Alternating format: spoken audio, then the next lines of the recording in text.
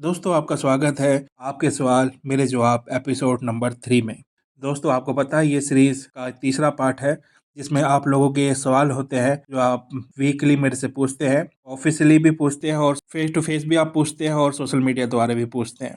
ये वो सारे सवाल हैं सर जो आप कमेंट्स के द्वारा मेरे से पूछते हैं दोस्तों। तो मैंने आज 5 सवाल क्वेश्चन छाँटे हैं जिनके मैं आंसर देने वाला हूँ दोस्तों। और इनके आंसरों से जो दूसरे भी पेशेंट हैं, दूसरे जो पीड़ित हैं अवसाद, एंजाइटी, स्ट्रेस से, उनको भी समाधान मिल जाएगा इन सवालों के आंसर से दोस्तों। तो ये वीडियो बहुत ज़्यादा सीरियस है दोस्तों क्योंकि डिप्रेशन, एंजाइटी के सीरियस ही सवाल होते हैं जैसे आपको पता होगा। तो इस सीरीज़ का ये तीसरा पार्ट है, तो आइए शुरू करते हैं दोस्तों। जो पहला मेरे पास सवाल आया है वो ये है कि सर एंजाइटी के लक्षण क्या होते हैं? तो दोस्तों इस पे मैंने बहुत सारी वीडियो बना रखी है, शायद इन्होंने मेरी वीडियो देखी नहीं है। फिर मैं एक बार से आप लोगों को बता देता हूँ क्योंकि ये ज़्यादातर लोग यही सवाल पूछते हैं, एंजाइटी के लक्षण या डिप्रेशन के लक्षण क्या होते हैं। दोस्तों एंजाइटी के लक्षण होते हैं जब आपको बहुत ज़्यादा चिंता हो जाती है, आपको स्ट्रेस रहता है, तनाव बहुत ज़्यादा आपका बढ़ जाता है। आपकी जो दिल की धड़कन है वो बहुत तेज़ी के साथ चलने लग जाती है दोस्तों।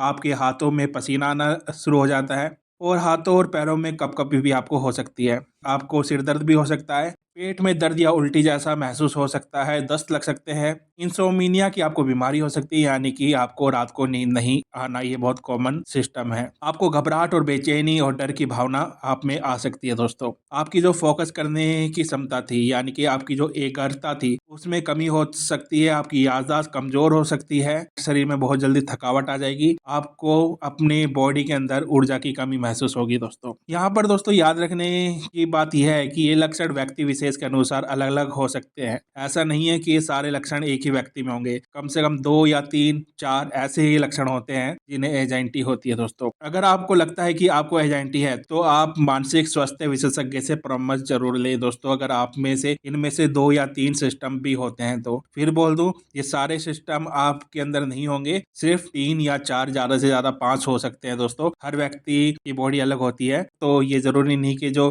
ये सारे मैंने लक्षण बताए हैं वो हर व्यक्ति के अंदर हो। तो ये पहले सवाल का आंसर था दोस्तों। दूसरा सवाल ले लेते हैं। ये भी एक कॉमन सवाल है जो मेरे से पूछा जाता है दोस्तों कि ओवर थिंकिंग से बाहर कैसे निकले। ये बहुत कॉमन सवाल है दोस्तों। तो दोस्तों ओवर थिंकिंग से बाहर निकलने के लिए मैं आपको कुछ सुझाव दे देता हूँ। इस पर भी मैंने बहुत सारी वीडियो बना रखी है, आप प्लेलिस्ट वॉच आउट कर सकते हैं देखने के लिए कि आप ओवर थिंकिंग से बाहर कैसे निकल सकते हैं। सबसे पहले तो आप प्रेजेंट में रहे यानी कि वर्तमान में रहे, भविष्य की चिंता या पास्ट की यादों में ना उलझे, हमेशा प्रेजेंट में रहे और अपने आसपास की चीजों पर फोकस करें, ध्यान दे कि आपके आसपास आखिर हो क्या रहा है। क्योंकि जो ओवर थिंकिंग करते हैं उन्हें यही नहीं पता होता कि उनके आसपास क्या हो रहा है, वो बस पास्ट की बात या फ्यूचर की बातों से चिंतित रहते हैं। सुबह सुबह ध्यान और मेडिटेशन करें। नियमित ध्यान और मेडिटेशन से दोस्तों मन शांत होता है और विचारों की जो भीड़ होती है जो आपके ब्रेन में होती है वो बहुत ज्यादा कम हो जाती है। शारीरिक गतिविधियां ज्यादा करें जैसे कि व्यायाम करें, योग करें, कोई भी एक्टिविटी आप कर सकते हैं दोस्तों। हैबिट बनाएं लिखने की, अपने विचारों को लिखने से उन्हें समझने और उनसे मुक्ति पाने में आपको बहुत ज्यादा मदद मिलती है दोस्तों। आप किसी मित्र से बात कर सकते हैं, कोई आप फ्रेंड हो, फैमिली मेंबर हो, किससे बात कर सकते हैं। या फिर आप मानसिक स्वास्थ्य विशेषज्ञ से बात करें अगर आपको ओवरथिंकिंग हो रही है तो। पॉजिटिव जो गतिविधियां हैं को आप फॉलो करें जैसे कि आप रीड कर सकते हैं, कोई नोवेल, मैगजीन, आप कोई संगीत सुन सकते हैं या कोई भी जो जो भी चीज़ आपकी फेवरेट हो वो सारी चीज़ आपको करनी चाहिए जो आपके मन को रिलैक्स करे, आपके ब्रेन को रिलैक्स करे। पर्याप्त नींद लें ताकि आपका मन शांत रहे, आपका ब्रेन बिल्कुल रिलैक्स मूड में रहे दोस्तों। अगर आप पर्याप्त नींद लेंगे तो ओवर थिंकिंग में ये बहुत ज़्यादा बेनिफिट होता है दोस्तों, अगर आप पर्याप्त नींद लेते हैं तो। याद रखें दोस्तों कि ओवर थिंकिंग से बाहर निकलने के लिए समय लगता है और इसमें बहुत ज़्यादा प्रयास लगता है, लेकिन धैर्य से थोड़ा पेशेंस आप दिखाएंगे तो इससे आप बाहर निकल सकते हैं बड़ी आराम से। ऐसा नहीं है कि ओवर थिंकिंग से बाहर नहीं निकला जा सकता, पर हाँ ये चीज़ थोड़ा समय मांगती है, पैसेंस मांगती है, क्योंकि जो सारी चीज़ मैंने बताई वो एकदम से नहीं होती कि मैंने बताया और आप करने लग गए तो उसका रिजल्ट आपको 1 हफ्ते या 2 हफ्ते में दिखने लग जाएगा। उसके लिए कम से कम आपको 1-2 महीने लगातार ये सारी चीज़ करनी पड़ेगी, तब उसका रिजल्ट आपको देखने को मिलेगा दोस्तों। अगला सवाल है कि खुद को तनाव मुक्त कैसे रखें। ये सवाल बहुत ही अच्छा है दोस्तों कि खुद को आप तनाव मुक्त कैसे रख सकते हैं। इसके लिए आप मेडिटेशन कर सकते हैं, योग कर सकते हैं, ध्यान लगा सकते हैं, नियमित रूप से व्यायाम एक्सरसाइज कर सकते हैं, समय पर नींद ले सकते हैं और अच्छा वेजिटेरियन भोजन आप करें। जितना आप जंक फूड से बचेंगे, तेल वाला फूड होता है, ऑयल होता है जिसमें, उनसे बचेंगे, उतना ज़्यादा आप तनाव से अपने आप को बाहर रखेंगे। और समय पर भोजन करें दोस्तों, जो भी आपकी फेवरेट चीज़ है उसको करें दोस्तों। ये बहुत अच्छी बात होती है, जब आप अपनी फेवरेट चीज़ करते हैं ना, तो आपका माइंड बहुत ज़्यादा रिलैक्स फील करता है और आपकी पूरी बॉडी को वो तनाव मुक्त कर देता है और आपके ब्रेन को जो वेव भेजता है वो रिलैक्स वाली वेव होती है, जिससे आपकी पूरी बॉडी काम हो जाती है, शांत हो जाती है दोस्तों। हमेशा दोस्तों और परिवार के साथ समय बिताएं और मैं हमेशा अपने पेशेंट से कहता हूँ कि आप जो डिनर होता है वो रात का एक साथ करें ताकि गेट टुगेदर हो जाए, क्योंकि आजकल की इस भागदौड़ भरी जिंदगी में दोस्तों सब लोग अपने काम में इतने बिजी हैं कि आपस में 2 पल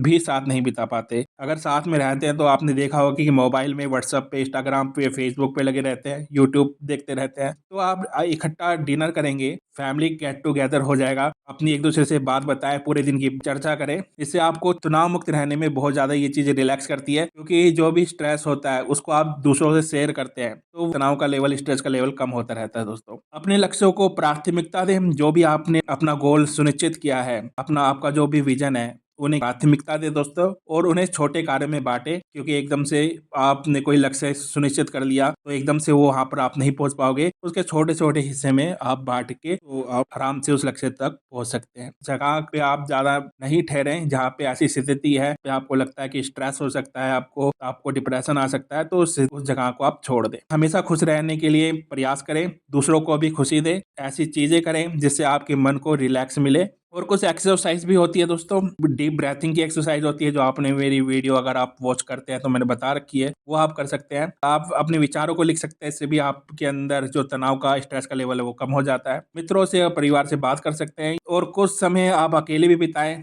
अपने आप के बारे में सोचे कि मैं क्या कर रहा हूँ, मुझे क्या करना है, आगे क्या मेरे को प्लानिंग करनी है, मेरा फ्यूचर कैसा है, इस पे भी आप थोड़ा अपने आप पर ध्यान दें। एक चीज याद रखें दोस्तों, स्ट्रेस फ्री होना यानी कि तनाव मुक्त रहना एक प्रक्रिया है और इसमें भी समय लगता है। हर काम एग्जैक्टली नहीं होता, एकदम से नहीं होता। जो भी मेंटली हेल्थ इशू होते हैं उनको ठीक होने में टाइम तो लगता ही है दोस्तों। अगला सवाल है दोस्तों कि अपने ब्रेन को डिटॉक्स कैसे करें। ये भी एक अच्छा सवाल है दोस्तों कि हम अपने ब्रेन को डिटॉक्स कैसे कर सकते हैं, यानी कि अपने मस्तिष्क में से जो गार्बेज भर गया है उसे कैसे बाहर निकाल सकते हैं। तो इसमें मैं कुछ आपको पॉइंट बता देता हूँ दोस्तों कि आप ध्यान और मेडिटेशन करें, शारीरिक व्यायाम करें, पर्याप्त नींद लें, ऐसा कोई काम नहीं करें जिससे कि आपको तनाव होता है दोस्तों। अच्छा भोजन करें, डिजिटल डिटॉक्स से दूर रहें। डिजिटल डिटॉक्स क्या होता है दोस्तों?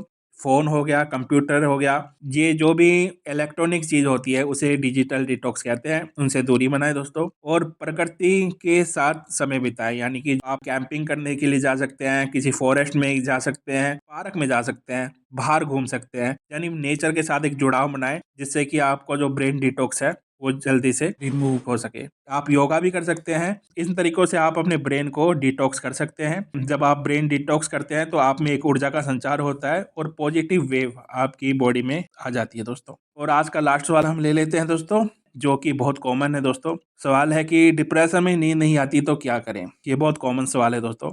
दोस्तों डिप्रेशन में नींद नहीं आना एक आम समस्या है। मैं यहाँ पर कुछ सुझाव आपको दे रहा हूँ जिससे आपको नींद में बहुत ज़्यादा मदद मिल सकती है। आपकी मेडिसिन भी छूट सकती है अगर आप नींद की गोलियां लेते हैं तो। पहला पॉइंट है दोस्तों, नियमित दिनचर्या। दिन में एक नियमित दिनचर्या बनाए रखें कि आपको एक टाइम टेबल बनाएं कि मॉर्निंग में उठना है और वॉकिंग के लिए जाना है, सुबह सुबह मेडिटेशन करना है, योगा करना है। एक चार्ट बनाएं, उसमें पूरे दिन की डिटेल रखें। आरामदायक वातावरण बनाएं। आपका जो बेडरूम है जहाँ पे आप ज़्यादा टाइम स्पेंड करते हैं वो एक आरामदायक होना चाहिए। वहाँ पे कुछ आप प्लांट्स रख सकते हैं, जैसे मनी प्लांट हो गया, वो जो आप घर में प्लांट रख सकते हैं वो सारे प्लांट आप रख सकते हैं दोस्तों। ग्रीन या व्हाइट वॉश करें अपनी वॉल पर, दीवार पर दोस्तों। रेड और ब्लैक कलर को आपको बहुत कम देखना है दोस्तों, क्योंकि इनमें ज्यादा ब्राइटनेस होती है और जिन्हें एजाइटी डिप्रेशन होता है, जिन्हें नींद नहीं आने की बीमारी होती है, वो अगर रेड कलर ज्यादा देखते हैं या ब्लैक, तो उनसे भी उनके माइंड पे नेगेटिव प्रभाव पड़ता है दोस्तों। अपना जो टीवी आप देखते रहते हैं या मोबाइल देखते रहते हैं उसको आपको कम करना पड़ेगा। आपको अपना स्क्रीन टाइम कम करना पड़ेगा। सोने से पहले फोन, टीवी और कंप्यूटर से दूरी बनाएं। 1-2 घंटे पहले ही इन चीजों को ऑफ कर दें।